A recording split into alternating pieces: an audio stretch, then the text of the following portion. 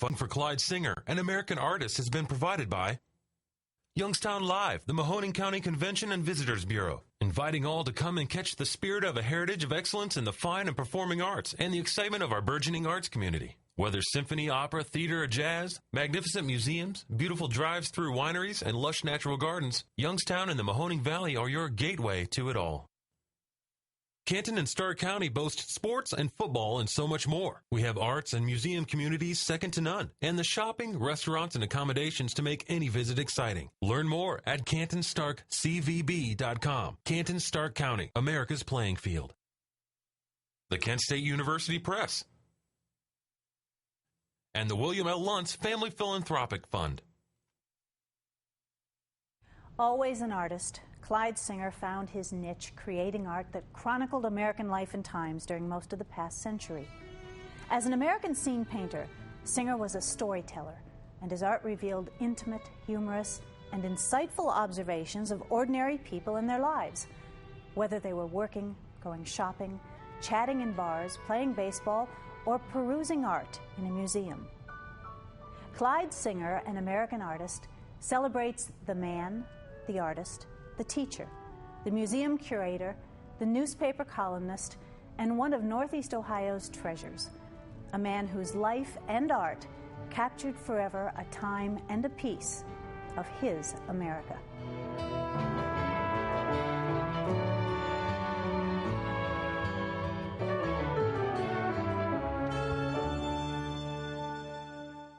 Clyde Singer as a man was born in 1908.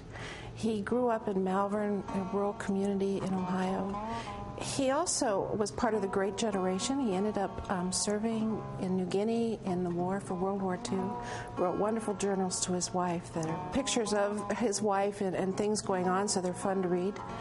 And he then ended up with Butler and really painted his whole life through that. He died still working with the Butler, and I think that is kind of defines the man. The Clyde Singer story begins in Malvern. To us, he's the favorite son of Malvern. He's become so famous. The whole country knows who Clyde Singer is, maybe better than Malvern people know. So we're very proud, and we try to promote the reputation so people know that he grew up in Malvern, and a lot of these paintings are of us. The house behind us is where it all started, is it not? This is where Clyde Singer was born. Yes. Fran, tell us about this house. Well, this house was built by William Hardesty, who plotted Malvern in 1805.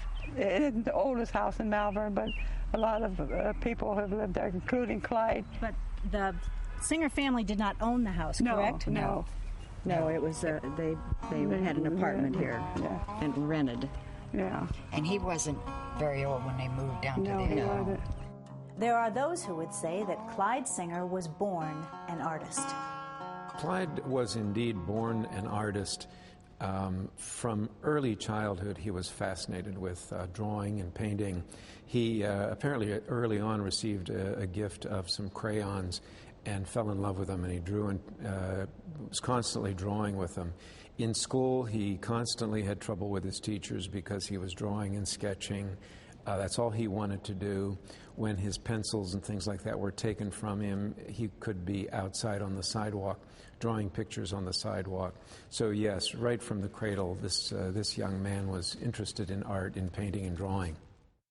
Clyde Singer was born to be an artist. He was probably doing wonderful things when he was second grade with crayons. It was just him, I'm sure. His sister Clara once told me a while back that at age 5, when he got his first set of crayons, he immediately started drawing, and he just continually kept going and drawing through his whole life. Oh, yes, he was always drawing pictures. Even when you were children? Yes. Tell us about some of the pictures he drew.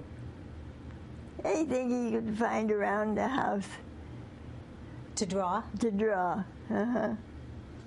He was always busy around the house, painting and working. Oh, nobody bothered him. He'd go upstairs and paint. As an aspiring artist, Clyde painted whatever and whenever he could, including Clara. But he said I was hard to do, though. Why? I don't know, but he said he just couldn't get me right. And he just said I was hard to do. Clyde also painted the scenes of Malvern. The theater over there across the creek from us. Did he make it look like the theater really looked? Oh, yes, it was then, yeah. And he used to peddle those signs around to get in free at the show then. This was when I was growing up. This was called Lawbacher Hill, and we used to sled ride down that hill, and it's a pretty long hill. And as he came down, you could see number 7. That was one of our 5 clay plants, and it just brings back a lot of memories. And he painted the people of Malvern. Luther Wilcox, and Gus Churko. And how much did he pay them? A nickel. That's all he had. That's one of Charlie's bar. Yeah, I knew everyone in that painting. Malvern and its people were his subjects for when he started painting until the 40s when he left Malvern. And it's like we have the town is preserved through his paintings. A lot of the places are gone, but we know what they look like because of Clyde and the people, too. He painted people and places.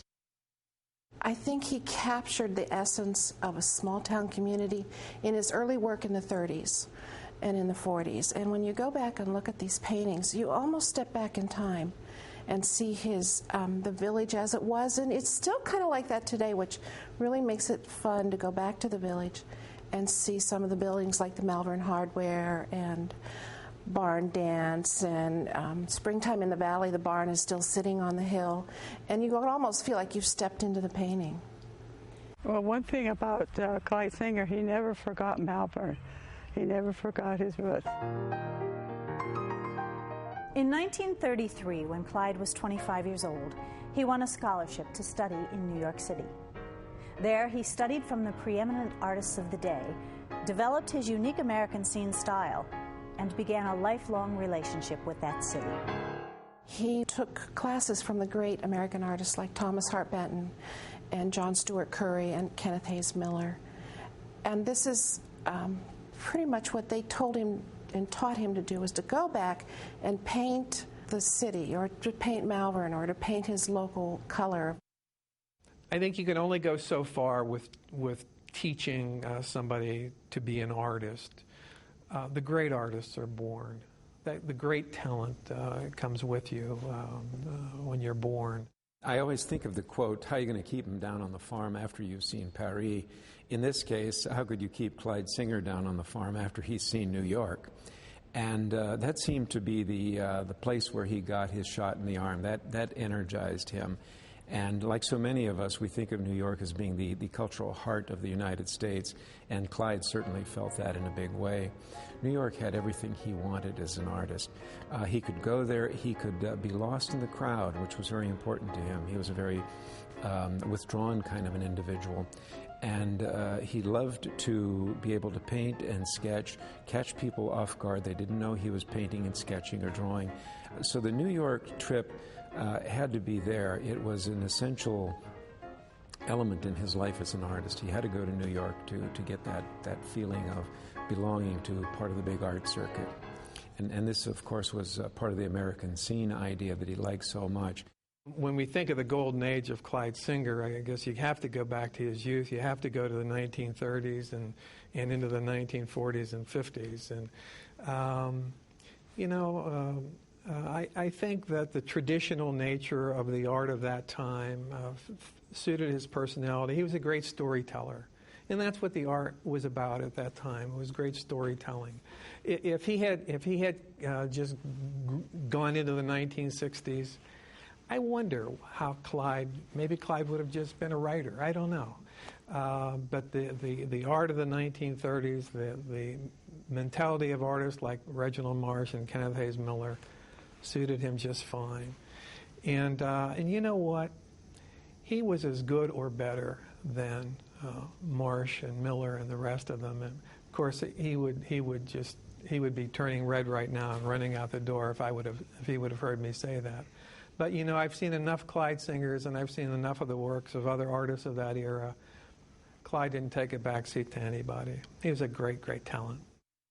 Clyde may have been a great, great talent, but in the late 1930s, it was difficult to earn a living as an artist. Joseph Butler at Youngstown's Butler Institute of American Art offered Clyde a job that he reluctantly accepted. That job was the beginning of a 60-year love affair between Youngstown and Clyde Singer. He was blue-collar. Youngstown was perfect for Clyde Singer. I mean, he just loved the environment. There were no airs with Clyde Singer. I mean, he was the common man, and you see it in his paintings. I mean, he painted the guy on the street, the poor soul walking past the theater. He painted people that he knew. He loved the blue collar attitude. Clyde Singer, to me, was always synonymous with Youngstown art, with the Butler. He was my teacher. When I was young, I came to the Butler and had the Saturday afternoon art classes, and it was great. He was a larger-than-life figure. Youngstown was the ideal fit for Clyde Singer as an artist. He was a country boy, and although he aimed constantly, the whole direction of his life was toward art, toward becoming a painter. But where could he settle into any specific community? So he was sort of without a definite place. And when he was offered this job at the Butler Institute of American Art, it seemed to answer all his needs. You know, he at first did not want to accept the job because he was afraid it would prevent him from using all of his time to art, to do actual painting and drawing. But when he found that Joe Butler was going to cut him that slack, was going to say to him, if you want to paint and draw, you can do that, but you could also work at the Butler. So now he had a job, he had a place where he could work, he had an income, he had the freedom to paint and draw, and there was that bus trip to New York, which answered that annual need, that craving for contact with the real world. So Youngstown was the perfect fit for him. The only prolonged time in the next 60 years that Clyde was not at the Butler was when he served in World War II. But he still created art in all those years, especially in his journals. With his journals that he wrote to his wife during World War II while he was in New Guinea, I mean, you get a flavor, I think, of what the American soldier was going through. My darling, how you be? Okay? Me be okay. However, this is one of those days in which I be very depressed, disgusted, and so damn sick and tired of this blank army and war. Here is a sample of the sketch I've been using for Christmas cards, on blue or cream paper. So in a way, honey, this is a preliminary Christmas greeting to you. In fact, a preview. My Gibson girl. Hello, my Singer girl. Mail tonight. Letters, 4 from you, and an announcement from the Buckeye Art Club with a funny cartoon on it of an artist painting a grotesque picture of an otherwise normal nudie. The letters from Swell You were swell as usual. They were numbers 9, 11, 13, and 32. Yippee! He would talk about some of his times, the movies that he saw, and I think he tried to keep it in a lighter note because he didn't want his wife worrying about him. Clyde seemed to have a sort of a dual personality, the personality that you saw when you talked with him, when you worked with him. But there was another personality that emerged in his letter writing, particularly to people that he was on very friendly terms with, for instance, Louise Lay Miller and Bernice, the woman who eventually became his wife. And there was this other kind of comedic character that emerged where he loved to deliberately misspell words, almost write with an accent. He would use jargon. When he seemed to go beyond his ability to manipulate the language, he would even draw cartoons and sketches into his letters, which were sometimes quite funny and quite interesting. So it was this other type of personality that came out in so many of his letters. And he expressed a lot of opinions and feelings that do not generally come out. So to get a full reading of Clyde's personality, you have to go through those letters.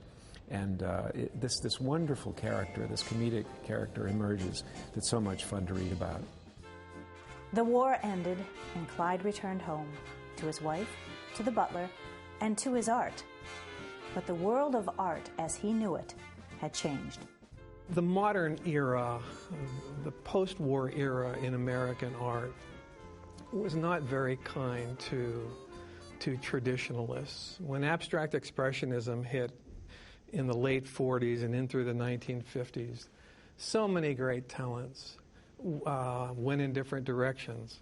And one of the people who took a direct hit was Clyde Singer. He was not an abstract painter, although he tried his hand at it.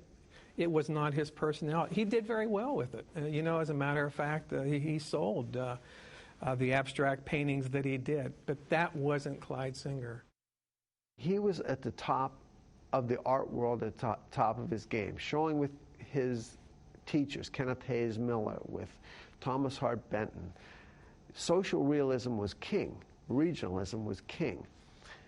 He goes to the war, comes back, and in that span of time, everything changed, because now there was Jackson Pollock. All the modernists came in. All the modernists came to New York, the expatriates that lived in New York. It was over for regionalism. And he confessed to me that he tried to paint in that way. He tried to understand those things, but it was a turtle that didn't fit in the shell.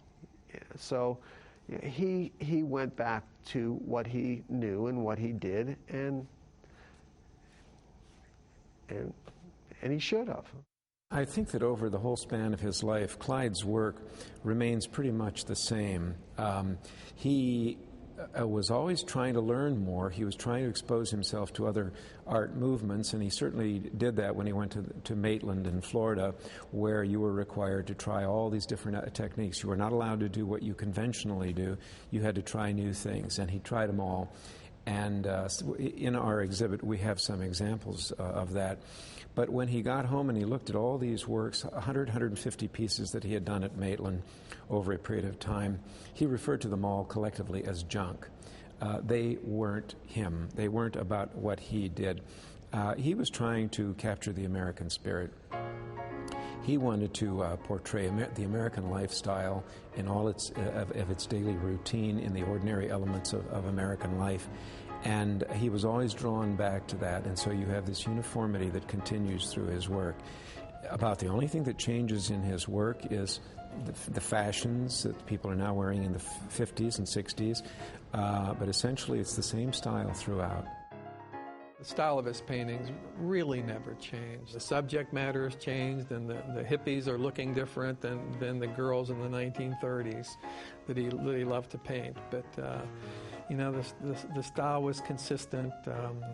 His portrayal of the human form. There's a certain marsh quality to the work, and that's understandable. He does pay tribute to Reginald Marsh and to Kenneth Hayes Miller. I mean, his personality did come through in his style. And his humor, obviously. And the sense of humor that I don't think any of the other artists of that period had. There was just a really wonderful sense of humor. You really got to look at his paintings to see it. And so you've got Barn Dance, and you have all these wonderful people just dancing around. And here Clyde is front and center dancing. And so he's with his favorite blonde. And you've got Homecoming. And so on the left of Homecoming is this portrait gallery that says Singer on it, or Singer Gallery. And he's walking across the street carrying Marion, one of his paintings. In this crowd of people, there he is heading off. And so you're thinking you're looking at downtown Malvern, but there's Clyde carrying one of his favorite paintings off to the... And March at the Whitney. You see these wonderful women, they almost walk off the page to you.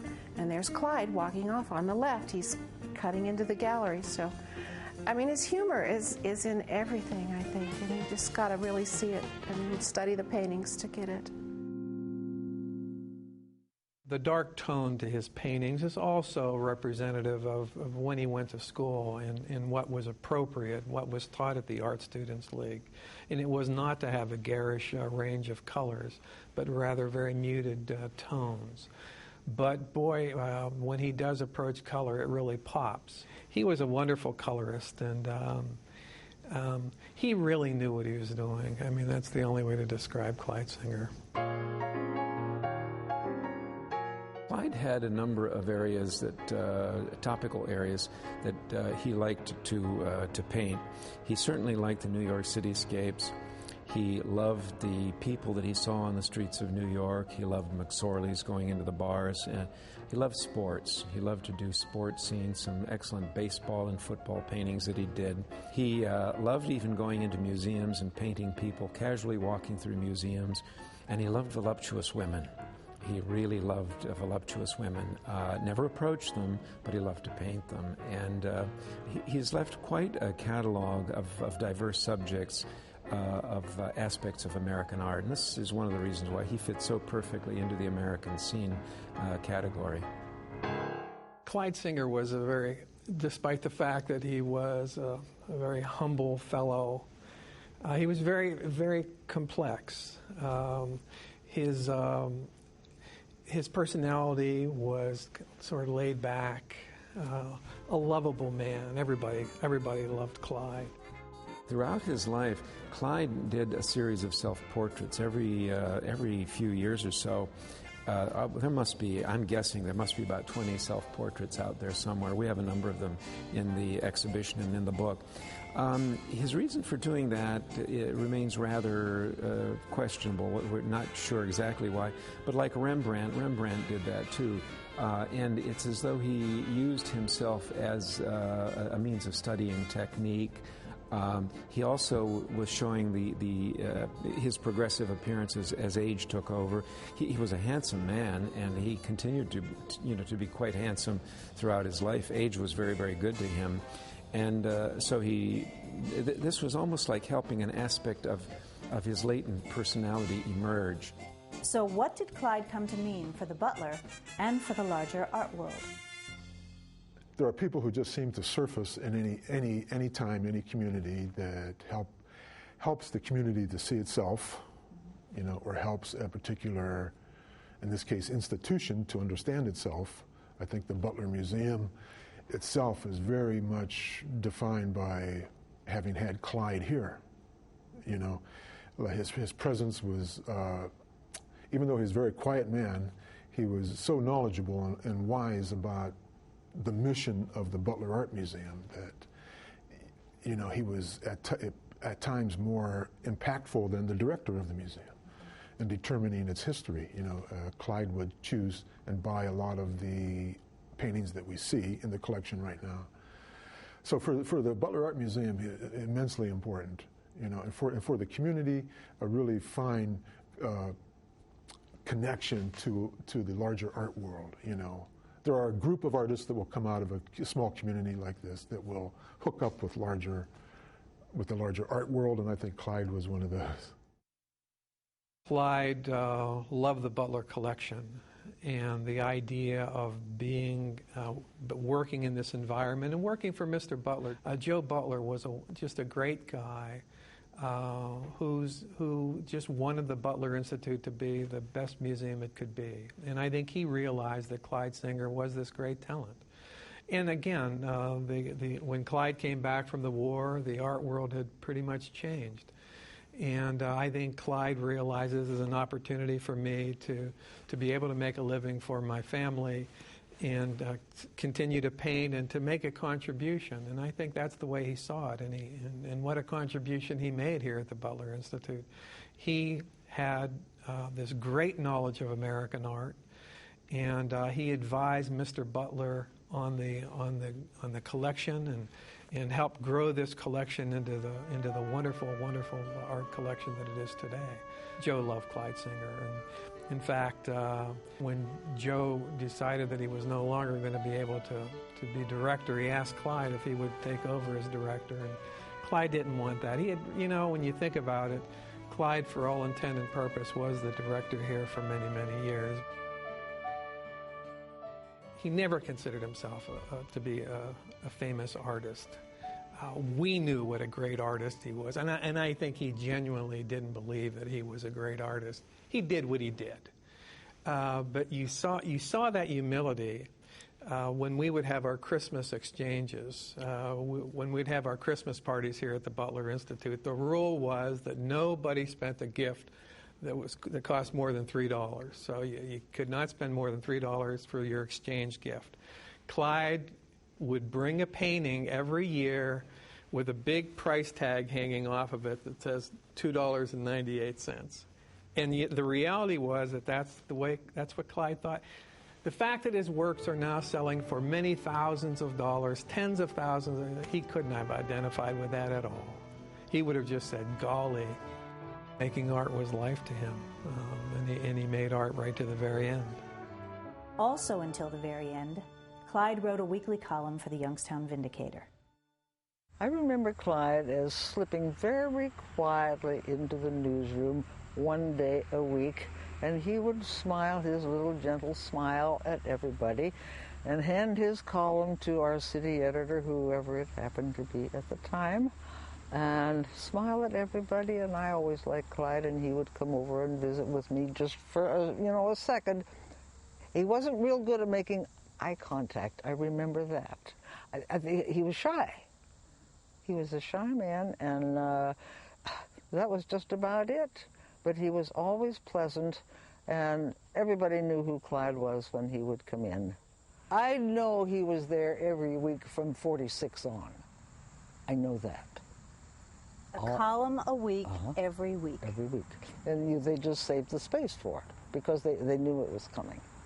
Clyde became a writer, an art critic for the Youngstown Vindicator at their invitation, I'm sure. It would not have been Clyde's personality. I wasn't here, but it would not have been his personality to say, why don't you let me write a column? I'm sure they had to beg him to write a column, knowing how much knowledge he had.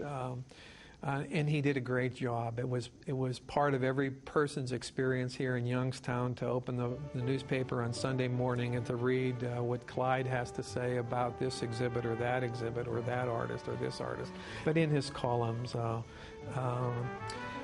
he called it the way he saw it, and it was pretty honest. We can't complete painting the picture of Clyde Singer without sharing some of the idiosyncrasies of his personality. When I was younger, my father knew Clyde and grew up in Malvern. And my mother never was very happy about Clyde because she didn't like the way the women looked. So I had a bad opinion, but when I moved to Malvern, I just found out that there's so much more to him than the chubby legs on the women. But what's the story about the chubby legs? Oh, that's Sonny's story. Sonny? Well, my mother always said that he liked or was in love with one of the women in Malvern, and she had those stovepipe legs. And Mom said that's why he draws all his women with those kind of legs. That submerged personality always seemed to come out in certain ways, as, for example, in the way he dressed. He didn't like to buy clothes or anything like that. And so he had these almost hand-me-down clothes, these plaid pants and the loud jackets and things like that, which spoke to this personality that he felt he was kind of a star just waiting to break out. Every day, lunchtime, leave the museum, go to the lunch counter downtown. I accompanied him many occasions. The usual order, a cup of soup and a slice of apple pie or cherry pie, and that was Clyde Singer, nothing fancy. The way he dressed, everybody got a kick out of the way he dressed. He never thought about it, He never thought that, well, this tie doesn't go with this. That wasn't important to him. He knew that was superficial stuff. He was not superficial. He never drove. Never drove. I'm sure he took the bus. I can't remember what street he lived on, but I'm sure there was a bus stop not far away, and he would just take his bus downtown and get off at the bus stop, and then he would take his bus probably back up to Butler Art. Yeah. I don't know why he never drove. Just like he would not spend a dime on clothing, he was just, what clothes he wore, probably gifts that either Bernita gave him or friends gave him. So he would also not spend a lot of money on frames. To him, a frame was just something to protect a painting, something to carry a painting by, not to embellish the painting. And so he would go to yard sales, and he would go to junk stores and buy these frames for $1 or whatever. And these frames are cheap and junky. They're Clyde frames. So to this day, here at the Butler Institute, whenever we see a beat-up old frame, we always say that must be a Clyde frame. Clyde brought it in. But, artists have a sense of what works in terms of the framing of their particular painting. And so we try to keep as many Clyde frames on the Clyde Singers as possible, but sometimes it's clear that we need to upgrade the frame a little bit. I always tell people that my favorite Clyde Singer, even though I love minor league and I love the day in the life painting, there are 2 panels on the bottom of doors that are part of the Butler building where there actually are little storage areas. There's a marble piece that goes around the base of our building, except where these doors were. And Clyde always thought, that doesn't look right. Those wooden doors interrupting that. We don't want people to think it's a door. And so at the very base, he painted a faux piece of marble. And it's really good. It really convinces people who see it have no idea that it's not marble. That's a Clyde Singer. Like we were saying, Clyde did all kinds of things here at the Butler Institute, from that kind of thing to painting signs, to building a float for a local parade, to hauling out the trash, and that was Singer. But when I see those 2 paintings, I think about how humble the man was, his willingness to do anything for this museum, and he gave his life to this museum. This American scene artist, writer, museum curator, and teacher is now the subject of a very special exhibit at both the Butler Institute of Art and the Canton Museum of Art. People in the community loved him, and in the Butler, with him working there, I think it added on to the strength of putting the 2 museums together in a simultaneous exhibit, which is a little different than normal to open both at the same time. But with the breadth of his work, I think it had to be done. We had at first contemplated a rather modest show. And as Linda Aerosmith, my curator, was getting all this information, we kept finding more and more paintings that were coming from farther and farther afield, from other states, California, Oregon.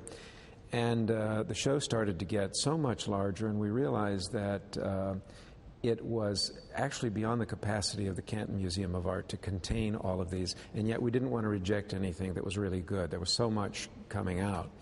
So we arranged with Lou Zona and the folks at the Butler Institute of American Art to take half the show and do it simultaneously with the Canton Museum of Art, and that is relatively unprecedented.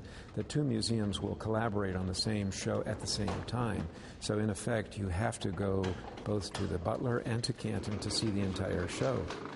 The exhibition is perfect salute to Clyde Singer because of the Canton Art Institute and the Butler getting together on this.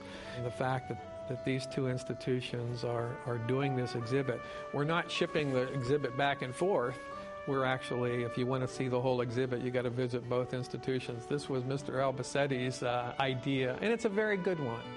Who was Clyde Singer, and what was he about? I think he documents a time. He documents Ohio, rural Malvern, New York City. I think you just get that feeling of going back in time and seeing what America was like at a nice moment.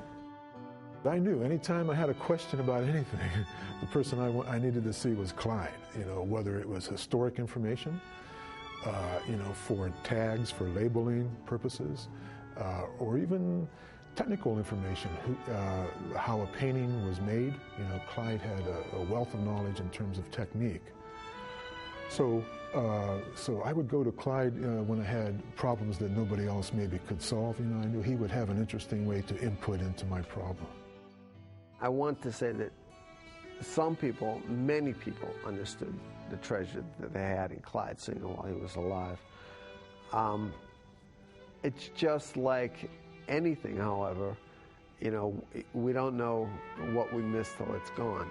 You know, people like to make that same comparison with Rembrandt, to say, oh, that he died, you know, and he was penniless, and no, that's not the way it was. That's very nice in myth, but Rembrandt lived the way he wanted. He was regarded very well in the city that he walked down the streets, and he was, you know, maestro, and people regarded him as Rembrandt. He had exactly what he wanted, and I think Clyde had exactly what he wanted and understood where he was and knew his place and how it would pan out. He did his life's worth of work, and it was very satisfying. I believe that. Clyde Singer would be absolutely shocked to know what's happened to his career after his death, in terms of the importance of his paintings, the facts that his paintings are selling at national auctions and are collected throughout the country now. And it's important to preserve his legacy because he was, in my estimation, a very important American artist who documented the mid-20th century. He was a poor man's artist. He was every man's artist. He painted what he saw. He painted his experiences, and his experiences were among the common people. So I'm glad that the Canton Art Institute and the Butler Institute are doing this exhibit, because hopefully this will be the beginning of keeping that legacy alive, and hopefully we'll be reading in the future that one of the big museums in one of the big cities is going to be doing a Clyde Singer exhibit. I predict it. When you look at a Clyde Singer painting, you feel like you're seeing a part of your own history. You're seeing people that you know. You almost see your own members of your own family in there. It is that kind of a thing. It approaches the individual so personally on that level. This, I think, is the ultimate tribute that we can pay to this wonderful man, this wonderful artist. And I'm convinced that when you walk through the exhibition here at the Canton Museum of Art and at the Butler Institute of American Art, there will be a shadow following you, and it'll be the spirit of Clyde Singer.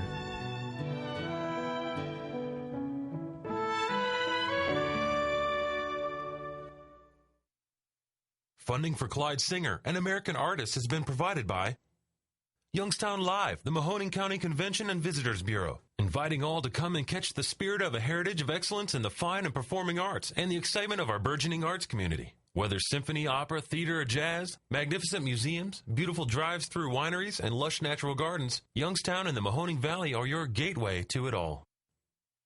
Canton and Stark County boast sports and football and so much more. We have arts and museum communities second to none, and the shopping, restaurants, and accommodations to make any visit exciting. Learn more at cantonstarkcvb.com. Canton, Stark County, America's playing field. The Kent State University Press and the William L. Luntz Family Philanthropic Fund.